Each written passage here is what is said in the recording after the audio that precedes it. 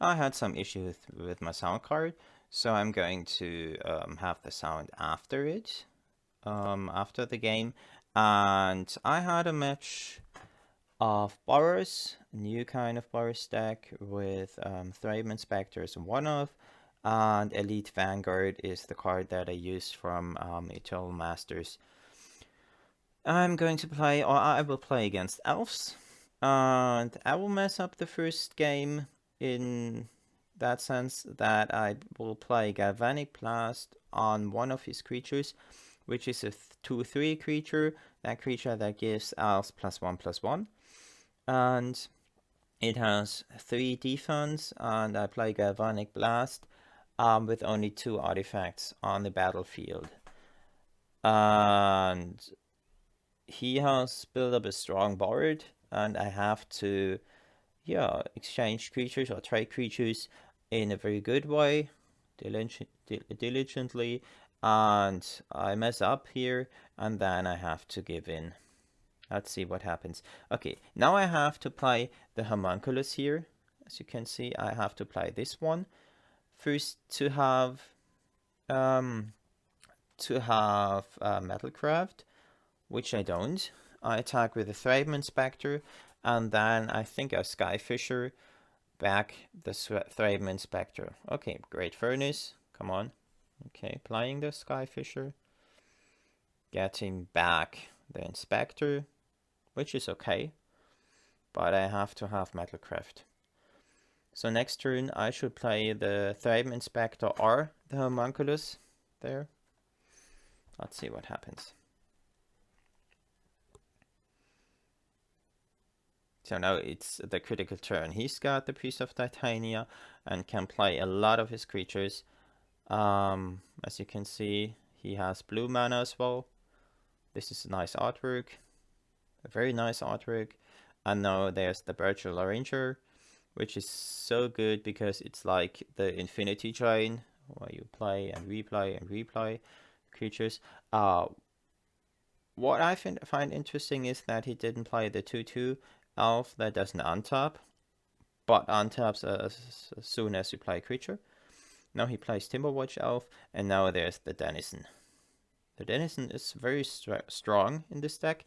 The Timberwatch is not as strong because he doesn't have the elf that lets you untap an elf each and every turn. So now I don't think. I just go, I'm in the mode of killing the Denizen, and do not see that I have to use or play a lot of artifacts before. And now I make this next mistake. I play the Wind-Scared Crag, which I don't have to play just because I only need 3 lands, not more. I want to have it that I have 2 red mana, but it wouldn't have been necessary here. And now I see, oh no, the Denizen still lives. Okay, concede game.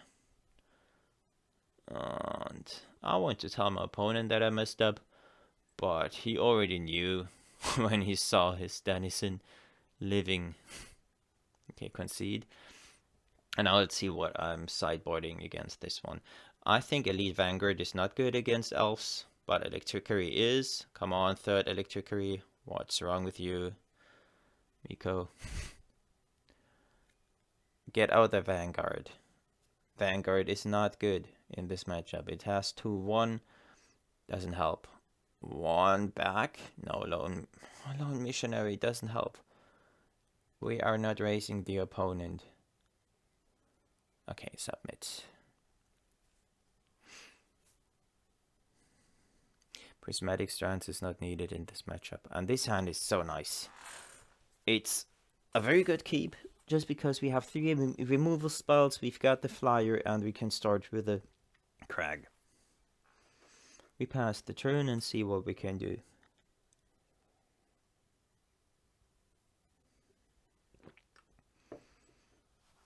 I should play this Boros deck against some control variants. Now this is a good elf. The Korean Rager is like the creature on the elf deck.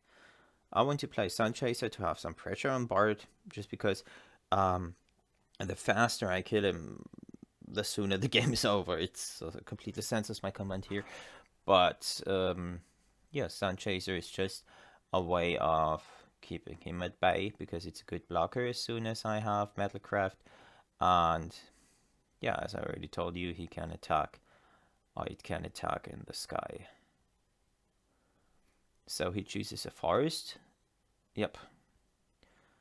Which means that he either has a Virtual Ranger or an island.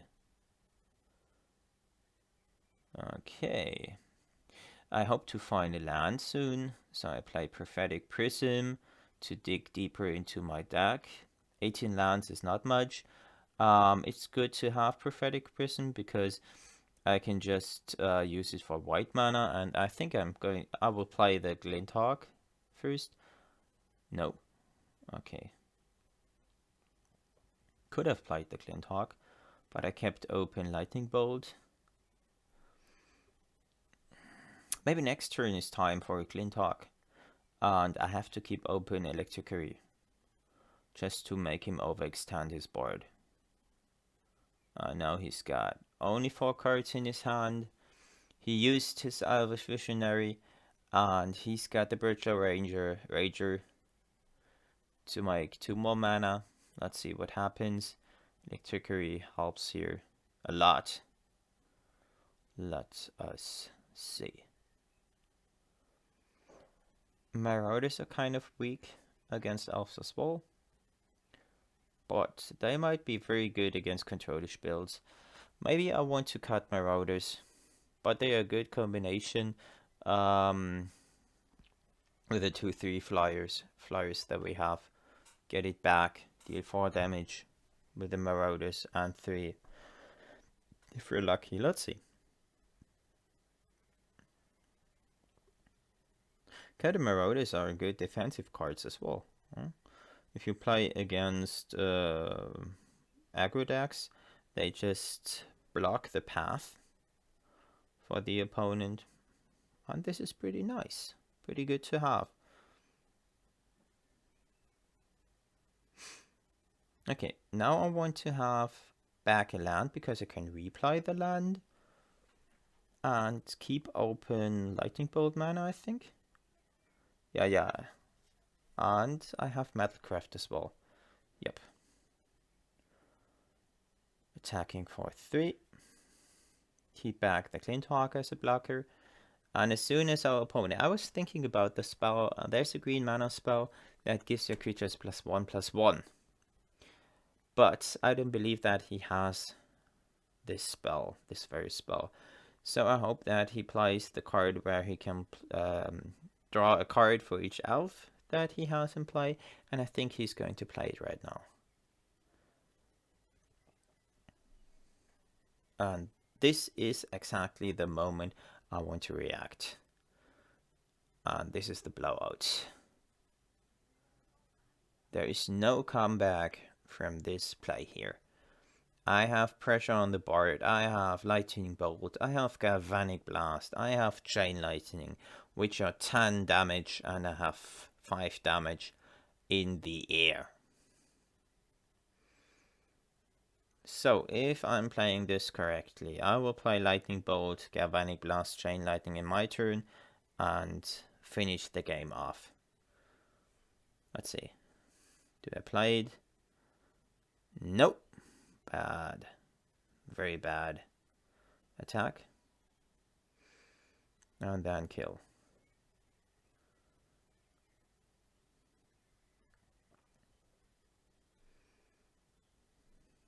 Okay, I messed it up here. I could have killed him. Could have already killed him.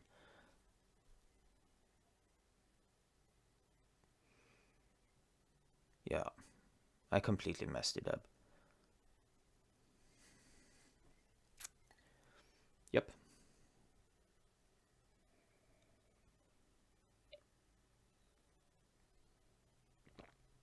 Yeah, it's too late for Well-Wisher. No, show him the blast. And it's a good game.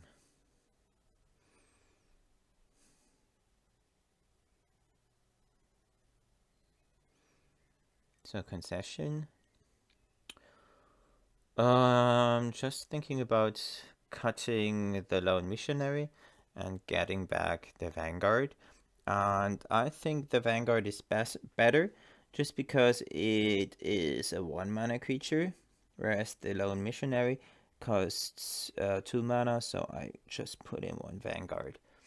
It's so interesting that this deck, some might call it cyborgs, is so good. I think it's a great deck. It's not so good against control builds, but with the inclusion of Elite Vanguard and the Thraben Spectre, it also has game against control decks. Let's wait for the opponent.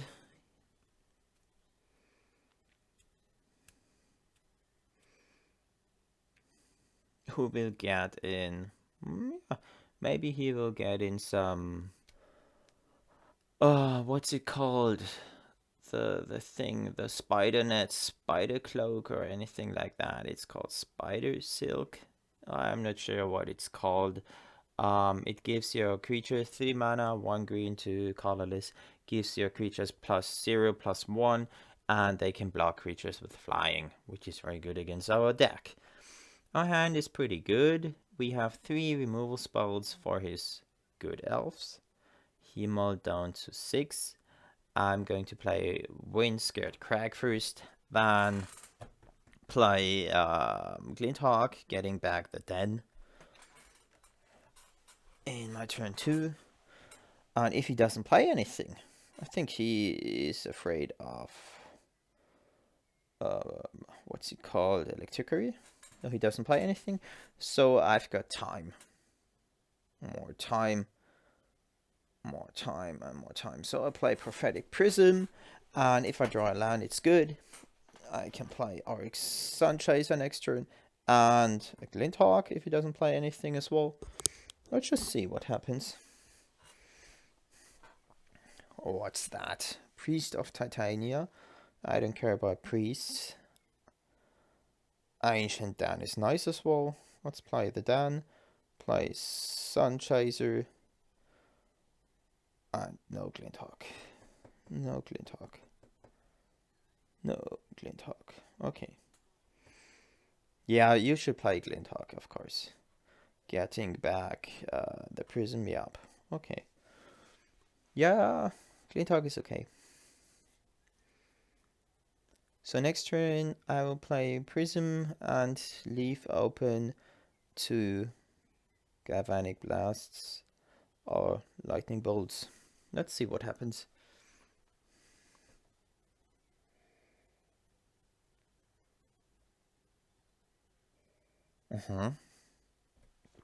Huntmaster. It's too bad that he could play it only at this point. Yep, 1 land. 1, 2, Prism, Lightning Bolt, the Huntmaster. Oh, this is nice. This is so nice. Homunculus is so good.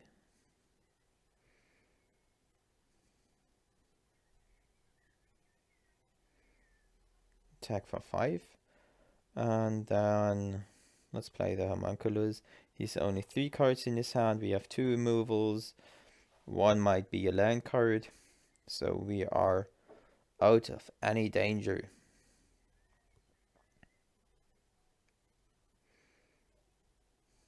That's that. Timberwatch. We don't care about Timberwatches. 8, 10, 15 damage. 15 damage if he doesn't play the Homunculus. It doesn't block the Homunculus. Okay, attack with all of our creatures. Attack first. Always attack first here. Yep. Attacking first. See what happens. He must block.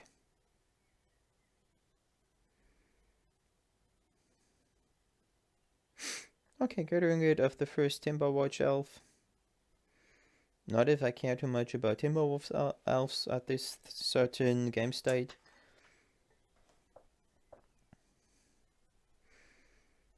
Losing the Homunculus, getting him down to 10. Could play the Marauder. Seems okay playing the Marauder, but I guess it's better playing the Glinthawk. Did I play a land? I think I haven't played a land yet. Yes, back, of course. Oh, nice. Now can play a Skyfisher. Yep, play a Skyfisher is better. And I want to get back an artifact land. Not the prism. I want to have 2 red mana open. And I think this is good game. He's got no way of blocking my creatures. I have everything I need. Good game. Very interesting deck, I think. At first I didn't want to play it because we have no card advantage and things like that. But as you can see here, we have a lot of options to create card advantage. He had too many lands, our opponent, and could not gain card advantage. And we have the blasts and things like that, which is very nice. The only thing that doesn't create card advantage or is card disadvantage is Kael'thas Marauders, because it doesn't stick to the board. But if you have, of course, Skyfisher, it's okay. Let's have a look at the deck tech. Come on. I think it takes some time.